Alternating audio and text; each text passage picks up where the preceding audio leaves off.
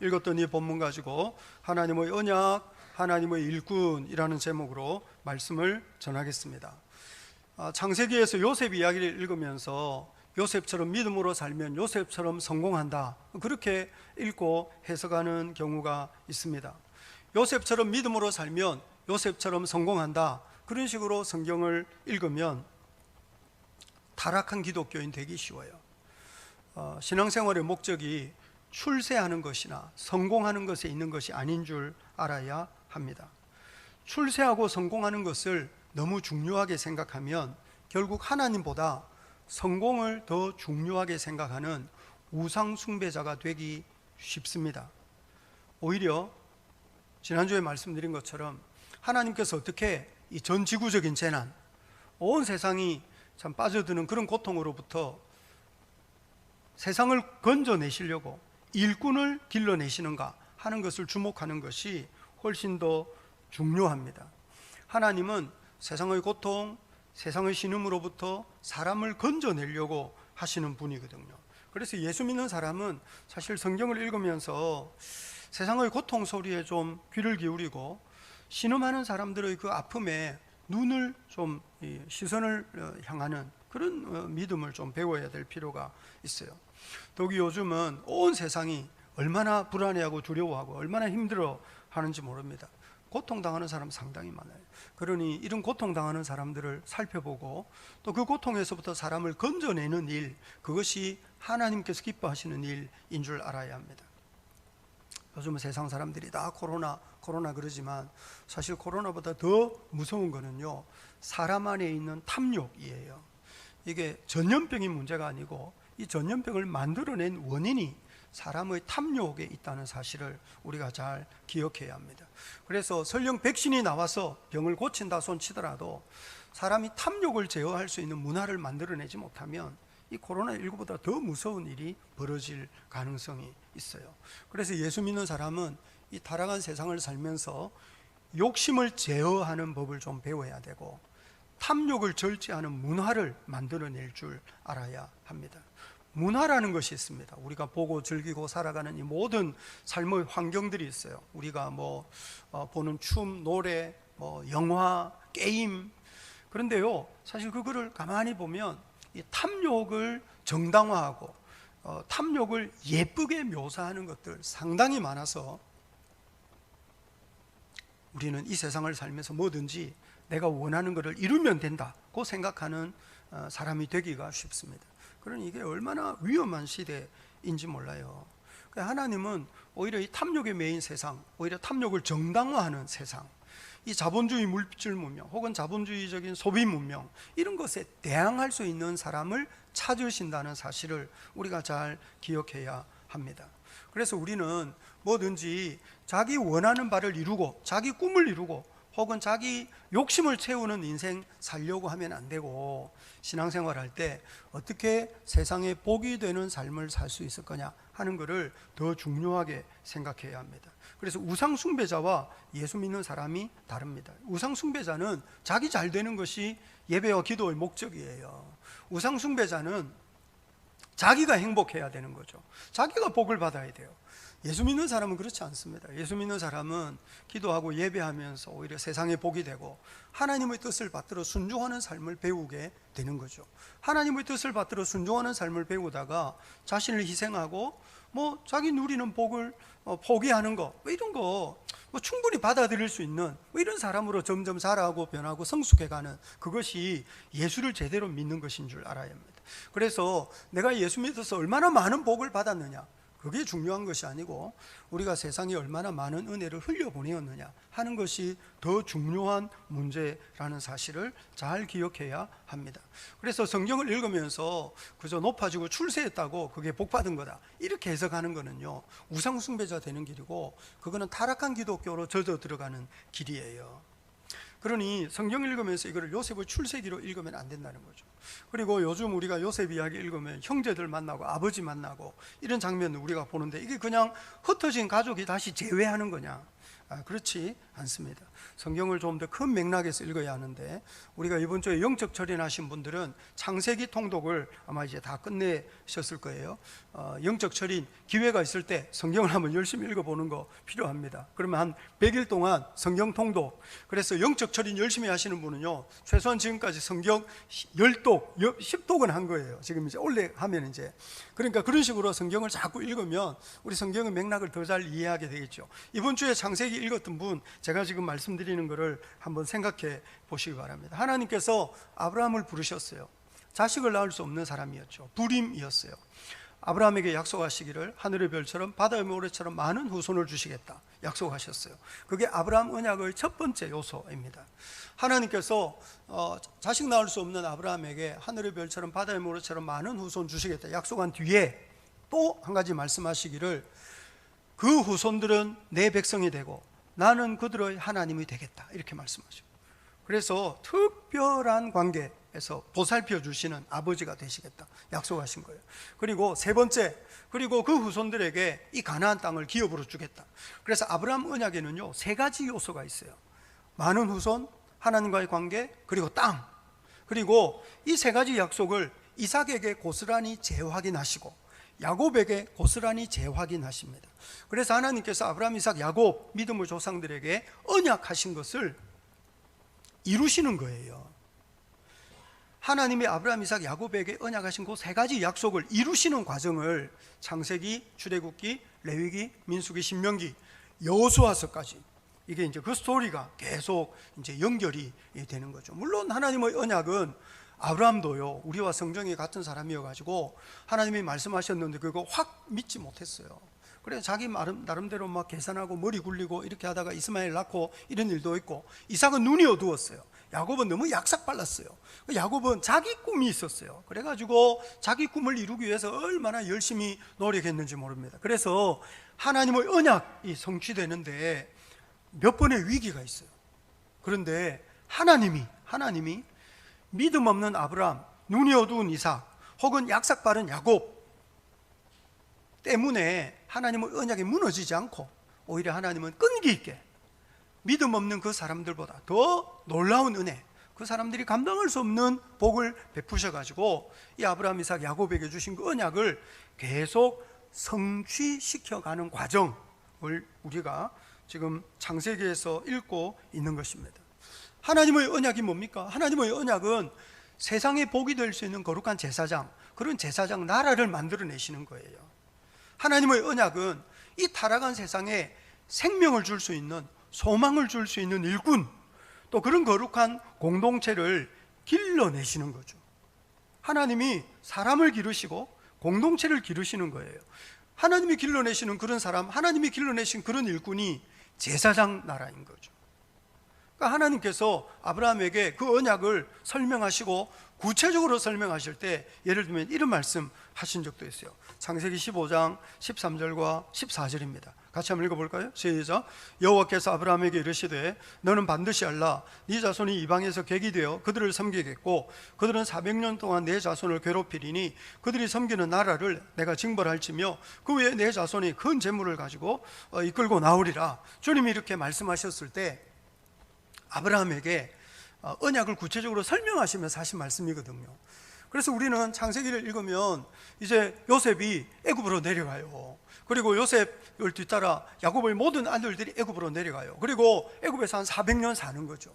근데 그 400년 사는 동안에요, 한 70여 명 남짓된 이 아브라함의 후손들이 장정만 60만이 될 정도로 엄청나게 펑튀기 되는, 그래서 진짜로 하늘의 별처럼 바다의 모래처럼 많아지는 그런 이야기를 우리가 창세기에서 읽는 거예요. 하나님이 언약을 이루시는 과정이라고 하는 거죠. 그래서 애굽이요, 일종의 인큐베이터 같아요. 애굽이 모판 같아요. 그래서 애굽에 하나님이 아브라함 후손들을 심으시고 이 애굽에서 막 술을 불려가지고 애굽이 두려워할 만한 엄청난 이제 백성을 만들어 내시는 거죠. 이것이 하나님의 섭리 가운데 이루어진 일이에요. 그리고 요셉은 그저 애굽에서 출세한 사람이 아니고, 그제 이제 창세기 다 통독하신 분은 아시겠지만 창세기 마지막이 창세기 50장 24절부터 26절 보면 마지막에 요셉이 110세에 죽었다는 이야기거든요. 이게 창세기 마지막 구절이에요. 그런데 죽을 때, 요셉이 죽을 때 뭐라고 유언하면서 죽느냐면 24절 25절 같이 한번 읽어볼까요? 시작. 요셉이 그 형제들에게 이르되 나는 죽을 것이나 하나님이 당신들을 돌보시고 당신들을 이 땅에서 인도하여 내사 아브라함과 이삭과 야곱에게 맹세하신 땅에 이르게 하시리라 하고, 요셉이 또 이스라엘 자손에게 맹세시켜 이르기를 하나님이 반드시 당신들을 돌보시리니 당신들은 여기서 내 해골을 메고 올라가겠다. 해골을 메고 올라가라, 이게 뭡니까?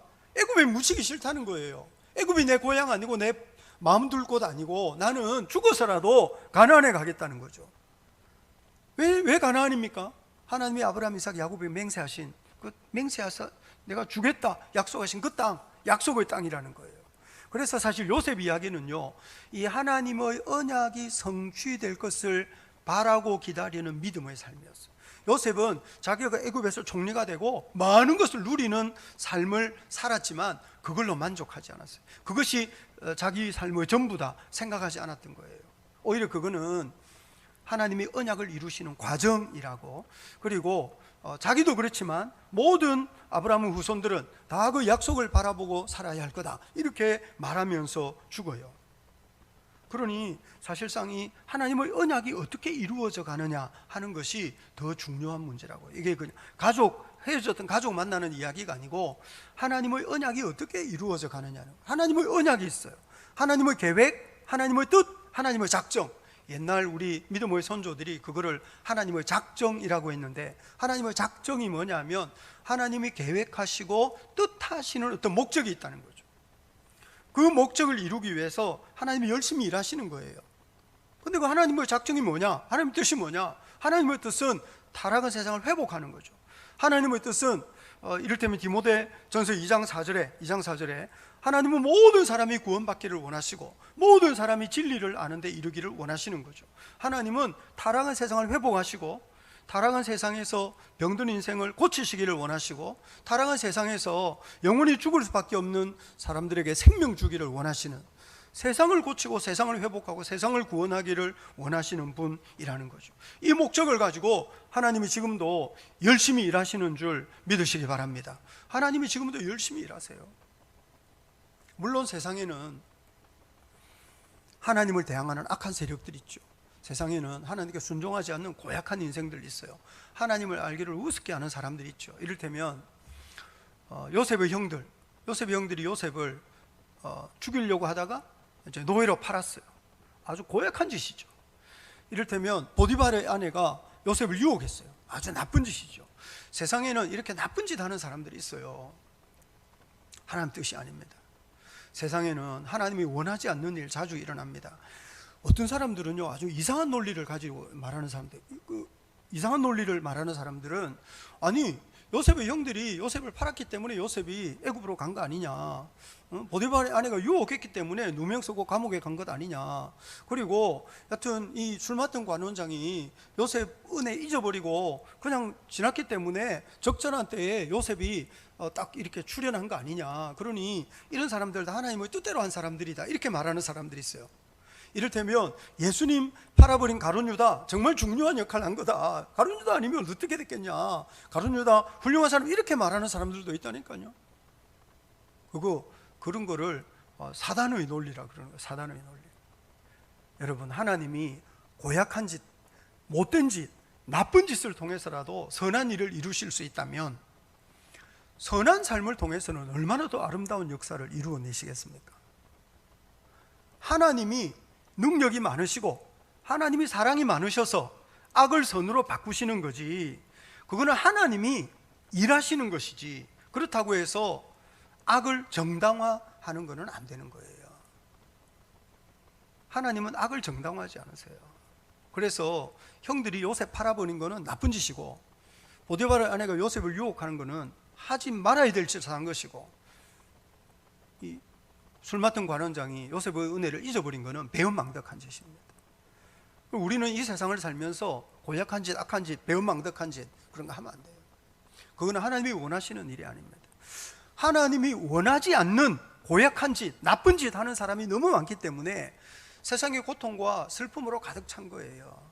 그러니까 하나님은 이 고통과 슬픔으로 가득 찬 세상 속에서 사람을 건져내려고 하시고 사람을 구원하려고 하시는 분인 줄 알아야 합니다. 그래서 우리는 세상의 고통, 세상의 악에 대항하고 맞서고, 그래서 고통에 짓눌린 사람을 도와주고 풀어서 해방하고 건져내는 일을 열심히 해야 된다고. 열심히. 우리 주변에요, 힘들고 아프게 사는 사람들이 얼마나 많은지 모릅니다. 제가 지난 금요일 밤에 확인해 보니까요, 우리나라에서 코로나 때문에 사망한 분이 350명이에요. 350명. 지난 금요일까지. 우리나라가 방역 열심히 잘 하는 거예요. 그러니까 방역 당국 말 잘 듣고 이렇게 잘 해야 돼요. 안 그러면 진짜 외국처럼 걷잡을 수 없이 죽어가거든요. 그러니 우리가 방역 당국 잘 협조하고 이렇게 잘 해야 돼요. 그런데 제가 말씀드리려고 하는, 지금 제가 또 이렇게 말씀드리는 거는 코로나 별 문제가 아니라고 말하는 것이 아니고, 우리나라는요, 이게 코로나가 문제고 우리 잘 협조해서 잘 이겨내야 되지만, 코로나 때문에 죽은 사람 350명인데요 지난 6월까지, 올해 2020년 6월까지 우리나라에서 자살한 사람은요 6,000명이 넘어요. 제 말 이해하세요? 코로나 때문에 죽은 사람 350명인데 나라가 이렇게 난리잖아요. 그런데요, 자살해서 죽은 사람이 올해 6월까지만 6,000명이 넘는다고요. 올해는 그나마 이게 조금 더 자살률이 높은데, 보통 2019년만 하더라도 1년에 자살해서 죽는 사람이 12,000명이에요. 12,000명. 얼마나 많은 사람들이 살기 힘들다고, 얼마나 많은 사람들이 인생이 고달프다고 스스로 목숨 끊는지 모릅니다. 제가 지금 말씀드리는 거는 죽은 사람이고 시도한 사람은 훨씬 더 많죠. 이게 뭐를 말하는 겁니까? 우리 주변에는 외로운 사람이 그만큼 많은 거예요.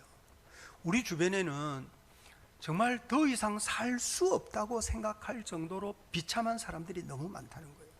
우리 주변에는 마음 둘 데 없이 살아가는 사람이 그만큼 많이 있다는 거예요.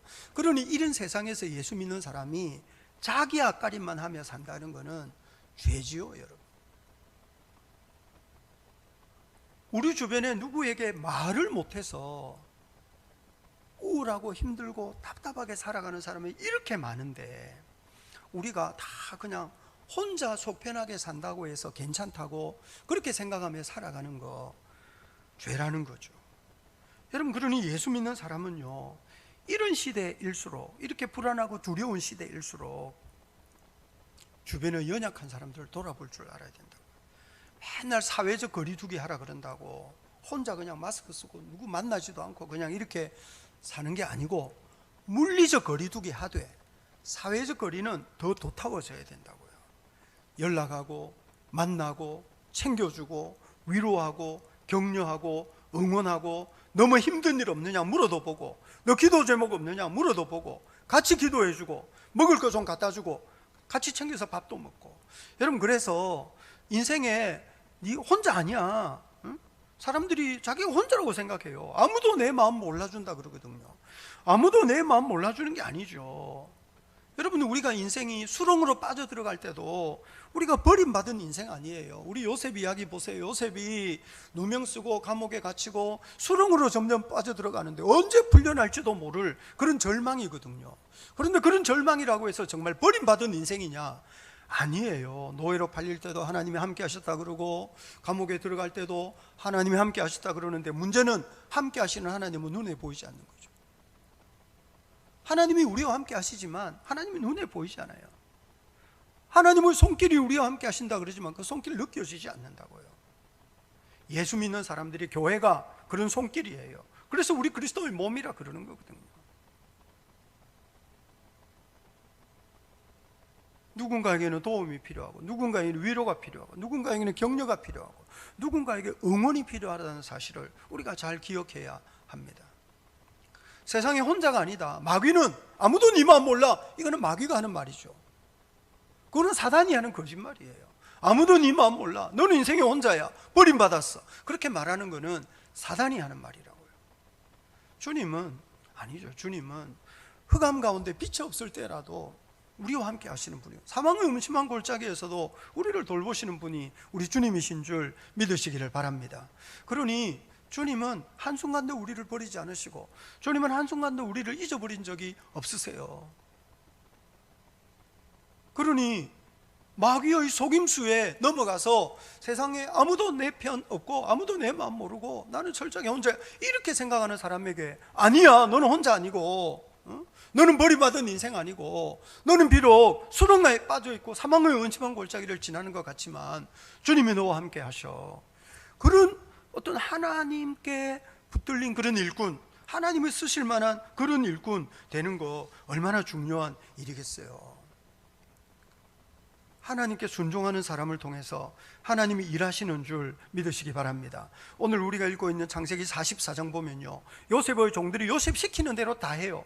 요셉의 청지기가 요셉이 시키는 대로 다 하고 요셉이 하라는 말 다 하고, 그러니 이런 종, 이런 청지기 통해서 요셉이 의도한 일이 이루어지는 거죠. 우리가 하나님께 순종하면 우리를 통해서 하나님이 의도하신 바가 이루어질 줄 믿으시기 바랍니다. 하나님의 작정이 있다니까요. 하나님의 뜻이 있어요. 하나님의 계획이 있어요. 세상의 죄와 악을 대항하시고 고통과 재난에서 사람을 건져내시고 영원한 멸망에서 사람을 구원하려고 하시는 하나님의 뜻, 하나님의 계획, 하나님의 작정이 있는 거예요. 우리가 하나님께 순종하면 우리를 통해서 하나님의 뜻을 이루실 줄 믿으시기 바랍니다. 우리가 그 하나님의 뜻을 펼쳐내는 하나님의 손에 붙들린 일꾼, 하나님을 쓰실 만한 그릇 되어야 하지 않겠습니까? 마치 요셉의 종들이 요셉 시키는 대로 다 하면서 요셉의 의도가 이루어지는 것처럼, 사실 그렇게 세상 가운데 개입하시고 역사하셔서 일하시는 하나님의 손길을 일러서 하나님의 섭리라 그러는 거거든요. 우리가 하나님께 순종하면 하나님의 섭리가 이루어지는 거죠. 우리가 하나님께 순종하면 하나님의 거룩한 작정을 이루시는 하나님의 섭리가 이루어지는 거예요. 그러면 하나님의 뜻이 펼쳐지고 하나님의 영광이 이 땅 가운데 나타나는 거죠. 오늘 본문 보시면 요셉이요, 형들을 점점 궁지 속으로 몰아넣어요. 기근이, 7년 기근이 이제 생겼을 때 가나안도 먹을 것이 없었기 때문에 요셉이 형들이 이제 곡식 사러 내려왔거든요. 근데 형들이 왔을 때 처음부터 요셉은 형들을 다 알아봤어요. 창세기 42장 8절 9절 화면에 뜰 텐데 한번 보시겠습니까? 같이 한번 읽어볼까요? 시작. 요셉은 그의 형들을 알아보았으나 그들은 요셉을 알아보지 못하더라. 요셉이 그들에게 대하여 꿈을 생각하고 그들에게 이르되 너희는 정탐꾼들이라 이 나라의 틈을 엿보려고 왔느니라. 형들은 감히 요셉이 그런 높은 자리에 앉아있을 줄 생각도 못한 거예요. 요셉은 딱 보니까 형들이에요. 그래서 꿈 생각도 하고, 그런데 형들을 막 간첩이라고 몰아붙였어요. 그리고 자기들은 간첩 아니고 한 아버지의 아들이다 뭐 이렇게 말하면서 설명하는 형들에게 너 그러면 너 막내 동생 데려와서 네가 정말 진실한지 확인해 보자 그러면서 감옥에 가두기도 하고, 나중에는 시므온을 인질로 가둬놓고 나머지 형들만 집으로 돌려보냈어요. 그리고 형들이 집에 가가지고 이제 아버지 설득해서 다시 내려오는 장면을 우리 어제 묵상했거든요. 오늘 이제 와가지고 막 잔치하고 난 뒤에 돌려보내면서 형들에게 또 빠져나갈 수 없는 누명을 씌워요. 베냐민의 곡식 자루에 자기 은잔을 이제 감추는 거죠. 그러면서 막 떠나간 형들을 쫓아와가지고 니들 도둑이다 이러면서 어떻게 배은망덕하게 내 은잔을 훔칠 수 있느냐 이렇게 말하는데, 사실상 형들은 전혀 생각지 못한 일인데 우리는 다 알고 있잖아요. 이게 이제 요셉이 꾸민 일이다. 그러면서 오늘 보면 12절 보시면 12절 같이 한번 읽어볼까요? 시작. 그가 나이 많은 자에게서부터 시작하여 나이 적은 자에게까지 조사하며 그 잔이 베냐민의 자루에서 발견된지라. 이게 의도적이에요. 아주 나이 많은 사람부터 차곡차곡 해가지고 끝에 다 괜찮아 이렇게 하는데 이제 베냐민의 자루에서 은잔이 딱 나온 거죠. 그런데요, 이게요 요셉이 의도한 일이에요. 그리고 오늘 본문에 아주 중요한 게 있는데요, 그게 뭐냐면 9절 10절 한번 보시겠습니까? 9절 10절 같이 한번 읽어볼까요? 시작. 당신의 종들 중 누구에게서 발견되든지 그는 죽을 것이요 우리는 내 주의 종들이 되리이다. 그가 이르되 그러면 너희의 말과 같이 하리라. 그것이 누구에게서 발견되면 그는 내게 종이 될 것이요 너희는 죄가 없으리라. 요셉의 형들은 우리는 절대로 도둑질 안 했다, 이게 이제 확실하잖아요. 자기들은 도둑질 한 적 없거든요. 은잔을 감춘 거는 요셉이 한 거예요. 형들은 전혀 생각 안 해요. 그래서 이제 자루에서 은잔이 발견되면 그 사람은 당연히 죽고 우리는 전부 종이 되겠습니다, 이렇게 말을 했는데, 청지기가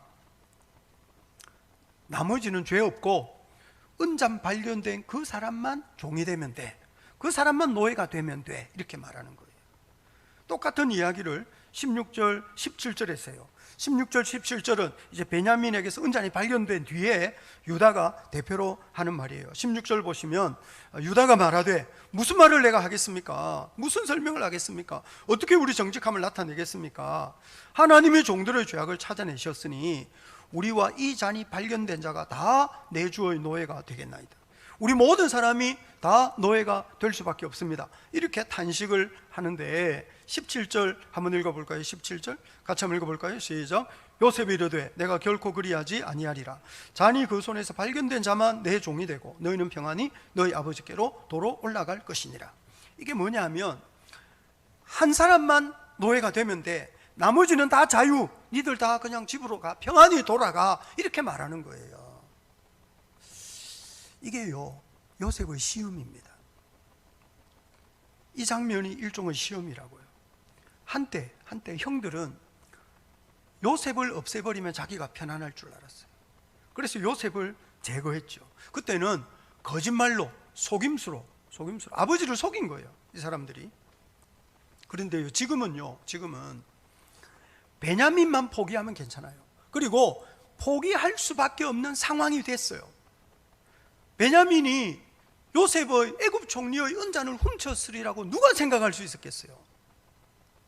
베냐민만 포기하고 나머지 형제들은 다 집으로 돌아가면 괜찮아요. 그리고 아버지에게 돌아가 가지고도 할 말이 있어요. 아니, 그 애굽 총리가 우리한테 그렇게 잘해줬는데 베냐민이 잔을 훔친 증거가 나왔다고, 어쩔 수 없었노라고. 요셉의 형들이요, 요셉 싫어했어요. 왜냐하면 야곱이 요셉을 너무 좋아했거든요. 베냐민을 좋아했을까요? 잘 모르겠어요. 여러분, 야곱은요, 요셉 잃어버리고 난 뒤에 베냐민을 끼고 돌았던 것 같아요. 그래가지고 창세기 42장 3절 4절을 보면, 창세기 42장 10사람을 애굽으로 내려보내는데 요셉의 아우 베냐민은 보내지 않았어요. 왜냐하면 야곱의 생각에 재난이 그에게 미칠까 두려워함이었다. 아니, 그러면 나머지 아들들은 재난을 당해도 되고 베냐민은 안 당해야 되나요? 저 말씀은 야곱이 변하지 않았어요. 야곱은 여전히 라헬이 낳은 요셉을, 그리고 라헬이 낳은 마지막 아들 베냐민을 끼고 돈 거죠.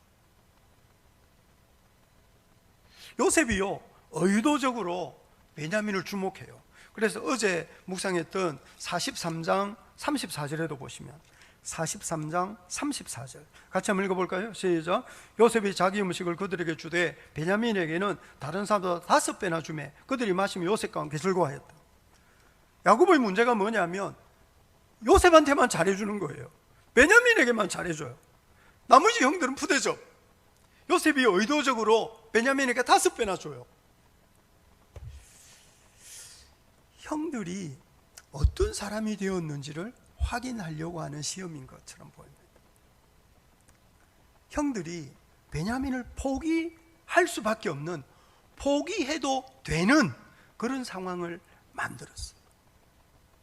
그래서 베냐민만 종되고 너희들은 다 평안히 돌아가, 괜찮아, 너희는 죄가 없어, 이렇게 하는 거죠. 형들이 베냐민에 대해서 어떤 모습을 보여주는지, 예전 요셉을 노예로 팔아버릴 때처럼 그렇게 동생을 포기해버릴 수 있는지, 이런 거를 확인하는 과정인 것처럼 보입니다. 일종의 시험인 거예요. 창세기에 몇 가지 시험이 있습니다. 에덴 동산의 유혹도 시험이고, 아브라함에게 네 독자 아들을 모리아산에서 번제로 바치라, 이것도 시험이고, 사실 눈먼 이삭도 여러 가지 시험, 야곱도 여러 가지 시험, 그리고 이를테면 요셉이 보디발 안에 유혹을 받은, 이런 거 다 시험이죠. 시험 앞에서 내가 어떤 사람인지가 드러나는 거예요. 학생들이 시험을 치르면 성적이 드러나는 것처럼 인생의 유혹과 시험 앞에서 내가 어떤 사람인지가 이제 확인이 되는 거죠. 여러분, 우리가 세상의 여러 가지 시험 앞에서 내가 정말 믿음이 있는 사람인가, 내가 정말 하나님만 의지하는 사람인가, 이런 게 드러나는 거, 그거 사실 어쩔 수 없는 거고, 또 그거 필요한 일이고 중요한 일이에요. 요셉은 모든 상황을 의도적으로 만들어 놓고 형들이 어떻게 하는지를 보려고 그러는 거죠. 형들은 동생을 끝까지 책임지느냐, 아니면 동생을 포기하느냐 확인하는 거예요. 다행히 이제 내일 본문에도 나오지만 형들이요, 베냐민 포기 안 해요. 형들이 베냐민을 끝까지 끌어안으려고 그래요. 그것이 이제 형들의 변화된 모습인 거죠. 창세기를 보면 사람이 변하고 자라나는 모습이 있어요. 아브라함도요, 처음에는 막 기근 피해서 애굽으로 내려갔다가 나중에는 이게 점점 변해가지고 나중에는 정말 하나님만 의지하는 사람이 되는 거거든요. 야곱도 사실 점점 변하는 이런 모습들이 있어요. 말씀드린 것처럼 야곱은요, 내려놓지 못하는 욕심이 있었어요. 그래서 야곱은 늘 뭔가를 움켜쥐려고 애를 많이 썼죠. 마지막까지 야곱이 움켜쥐고 있었던, 마지막까지 야곱이 움켜쥐고 있었던 것은 베냐민이에요. 베냐민. 그런데요, 엊그제 묵상했던 43장에 아주 재미있는 장면이 있는데, 창세기는 계속 야곱이라고 그래요. 야곱이라 그러는데 창세기 43장에는요, 야곱을 이스라엘이라고 불러요. 일부러 그러는 것 같아요. 그래서 창세기 43장 6절 보시면, 창세기 43장 6절 보시면, 이스라엘이 이르되 너희가 어찌하여 너희에게 또 다른 아우가 있다고 그 사람에게 말하여 나를 괴롭게 하였느냐. 또 8절에도 43장 8절, 유다가 그 아버지 이스라엘에게 이르되, 뭐 이렇게 말하고, 저 밑에도 11절도 보시면 11절, 그들의 아버지 이스라엘이 그들에게 이르되. 여러분, 43장에서는요 야곱을 야곱이라고 부르지 않고 이스라엘이라고 그런다고요. 왜 그럴까? 제가 묵상하면서 한 가지 생각한 게 뭐냐면, 야곱이라는 거는요, 속임수라는 뜻이에요. 야곱은 뭔가 자기 목적, 자기 욕심을 가지고 움켜쥐려고 막 발버둥치고 수단과 방법을 가리지 않을 때 야곱인 거예요. 그런데요, 야곱이 이스라엘이 됐어요. 야복강가에서 에서 만나러 갈 때 야곱이 얼마나 계산을 하고, 얼마나 이게 좀 뭔가 이게 속이 뻔히 들여다 보입니까? 그래가지고 뭐 이렇게 여종들이 낳은 자식들은 앞에 세우고, 그 다음에 레아, 그 다음에 라헬, 그 다음에 자기가 남아가지고 여차하면 도망가려고 그랬거든요. 그런데요, 그 밤에 하나님과 씨름하면서 하나님이 이 허벅다리뼈, 환도뼈를 쳐서 위골시키고, 그래서 뼈가 부러져가지고 도망을 못 가게 된 거예요. 야곱이 도망칠 계획 세우고 있었거든요.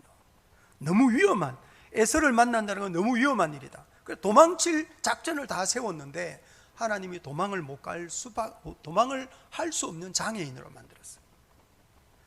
그런데 장애인이 된 그날 야곱이 이스라엘이 된 거예요. 이스라엘은 하나님과 겨루어 이겼다는 뜻이죠. 도망을 못 가는 장애인이 되었는데 하나님 겨루어 이긴 거예요. 자기 마음대로 할 수 있는 힘을 가지고 있을 때 아니고 무기력해졌을 때 하나님과 겨루어 이겼다. 도망을 못 가는 신세가 돼가지고 어쩔 수 없어서 형에게 갔는데, 에서와 야곱은 원수가 아니라 정말 멀리서 달려가서 이렇게 얼굴을 어금맞히고 서로 통곡하며 우는 형제지간인 것이 확인이 되는 거죠. 400명이나 되는 장정을 거느리고 올 때 적인 줄 알았는데 적이 아닌 거예요. 도망칠 계획을 세웠는데 도망치지 않아도 되는 상황인 거예요. 결정적인 계기가 야곱이 이스라엘이 된,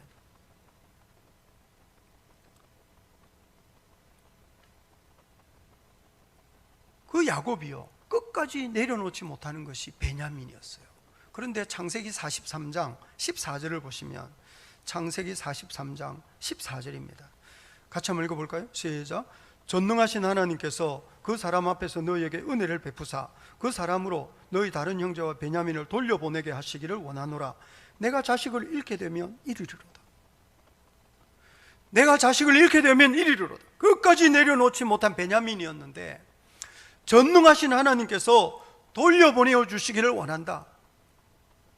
전능하신 하나님께서 돌려보내시면 내가 은혜를 입겠지만 하나님이 돌려보내지 않으시면 나는 베냐민이라도 포기하겠다. 내가 잃게 되면 이리로다. 이것은 정말 죽으면 죽으리로다. 위대한 자기 포기, 위대한 자기 포기입니다.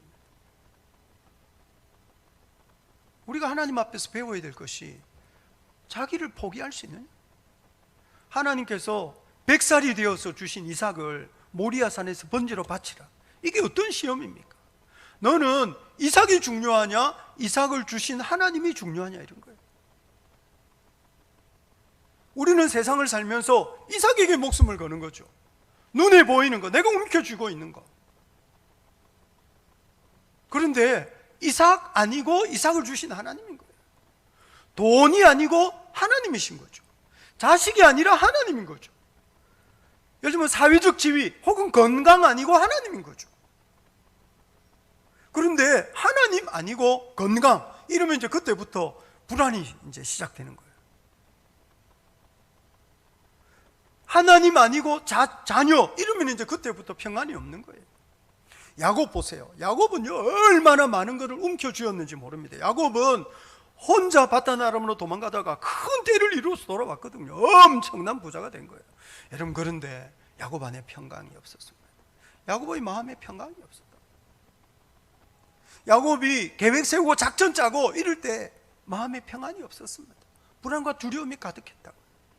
그런데 그가 다리뼈가 부러져 가지고 도망을 못 가게 되었을 때 그가 비로소 평강을 누리게 됐습니다. 여러분, 우리는 세상에서 뭘 많은 걸 움켜쥐고 성공하면 평안할 것 같지만 실제로 우리가 뭘 움켜쥐려고 노력하고 뭔가 목표를 향해서 달려가는데 그 목표가 하나님의 부르심을 향한 것이 아니라면 우리가 아무리 많은 것을 움켜쥐고 아무리 많은 것을 성취한다 치더라도 평안하지 않습니다. 야곱이 베냐민 움켜쥐고 있을 때 평안하지 않았습니다. 잃으면 이르리로다. 베냐민 내려보냈을 때, 베냐민 내려놓았을 때 야곱이 잃었던 모든 은혜를 회복한 줄 믿으시기 바랍니다. 변한 겁니다. 이것이 변화입니다. 이것이 일종의 성숙입니다. 이것이 하나님이 쓰시는 사람의 모습인 겁니다. 하나님은 이렇게 변화된 사람을 쓰시는 거죠. 그래, 하나님을 쓰시기 위해서 사실 변화시키시는 거예요. 그렇게 연단하시고 그렇게 훈련하시는 거죠. 그래서 자기 목적을 위해서라면 누구든지 속여 먹었던 야곱이 하나님 앞에서 정직한 사람이 되는 겁니다. 하나님 앞에 모든 것을 내려놓고 하나님을 의지하는 사람이 되는 거죠. 하나님의 말씀을 듣는 사람이 되는 겁니다. 오늘 본문에 유다 나옵니다. 여러분, 오늘 본문 14절 한번 보시겠습니까? 44장 14절입니다. 같이 한번 읽어볼까요? 시작. 유다와 그 형제들이 요셉의 집에 이르니 요셉이 아직 그곳에 있는지라 그 앞에 땅에 엎드리니 하면서 유다가 말을 해요, 요셉에게. 그리고 이제 내일 묵상할 본문 보면 유다가 요셉을 아주 감동시킬 만한 그런 이야기를 합니다. 유다가 왜 나올까요, 여기에? 여러분, 유다는 형들이 요셉 죽여버리자 그럴 때 우리 굳이 죽일 것 없이 애굽의 노예로 팔아버리자 말했던 사람이 유다입니다. 유다는 38장 읽어보시면 요셉 이야기 중에 생뚱맞게 한 장 길게 유다 이야기 나와요. 유다는 거치면 형제들 떠나서 가나안 사람의 딸, 가나안 여자와 결혼해서 자식 낳고 그 자식들이 여튼 하나님을 두려워하지 않고 멋대로 하다가 죽었어요, 먼저. 유다는 어떻게 보면 자식을 앞세운 부모였어요. 유다는 성적인 욕망을 통제 못했어요. 요셉은 보디발 아내의 유혹을 이겼지만 유다는 성적인 욕망 통제하지 못해서 창녀에게로 들어갔는데 나중에 보니까 창녀가 아니고 자기 며느리인 거예요. 얼마나 창피를 당했겠어요. 그런데 그런 창피당하면서 그런 인생의 우여곡절을 겪으면서 유다가요 거침없이 자기 욕망을 위해서 살다가 오늘 본문에는요 바른 일을 합니다. 동생을 짊어지고 뭔가 이 문제를 해결하려고 막 애를 쓰는 모습을 보여줘요. 사람이 변한 거죠. 한때는 요셉 저거 없어도 돼, 노예로 팔아버리자, 이렇게 했는데 요셉 앞에서 저 베냐민 없으면 우리 아버지 죽어요. 저 베냐민 절대로 포기할 수 없어요. 저 아들 죽이느니 나를 죽이세요, 뭐 이렇게 말하는 사람이 된 거예요. 전에는 자기 욕망을 따라 살았는데요, 어떤 거룩한 책임감을 짊어지는 모습을 보여주고 있는 거죠. 변한 거예요. 그러니 이런 사람을 통해서 하나님의 작정이 이루어지는 거죠. 이런 사람을 통해서 하나님의 언약이 이제 이루어져 가는 거예요. 사랑하는 성도 여러분, 세상에 하나님 알기를 우습게 알고 하나님께 불순종하고 온갖 고약한 짓 하는 사람들이 있어요. 그런 사람들은 하나님의 적이에요. 죄 짓는 사람, 나쁜 짓 하는 사람, 고약한 짓을 하는 사람은 하나님이 쓰시는 사람이라기보다는 하나님의 적이라고요. 세상에 그런 하나님을 대항하는 악한 사람들 많지만 하나님은 하나님의 말씀을 들을 줄 알고 순종할 줄 알고 하나님 앞에 자기를 포기할 줄 알고, 전에는 육체와 마음의 원하는 대로 방탕하게 살았지만 이제는 뭔가 책임감을 가지고 바른 일을 하려고 애쓰는 이런 사람들을 통해서 하나님이 일하시는 줄 믿으시기 바랍니다. 이런 사람들을 통해서 하나님의 약속, 언약이, 하나님의 나라가 펼쳐지고 이루어져 가는 거예요. 우리도 인생을 살면서 유혹을 당할 때도 있고 시험 당할 때도 있겠지만, 우리도 뭔가를 내려놓기 싫어가지고 움켜쥐려고 하는 거 있겠지만, 성경 읽으면서 아니야, 인생에 정말 귀한 분은 전능하신 하나님이시고 하나님이 은혜 베푸시면 우리가 얻는 것이고, 아니면 잃어버리면 잃을 수밖에 없는 거야. 내려놓아야 되는 거야. 이거를 우리 배우는 거죠. 뭔가를 움켜쥐려고 야곱처럼 수단과 방법을 가리지 않으면 불안과 두려움을 이길 수가 없어요. 그렇지만 주님 앞에 내려놓으면 하나님이 우리 인생의 전부가 되시고 하나님이 우리 인생을 통해서 일하시는 것을 우리가 경험하게 되는 거죠. 이 세상을 살면서 하나님의 거룩한 작정을 이루실 때 하나님이 쓰실 만한 그런 진실하고 정직한 일꾼으로 설 수 있기를 우리 주님 이름으로 축복합니다. 아멘, 아멘.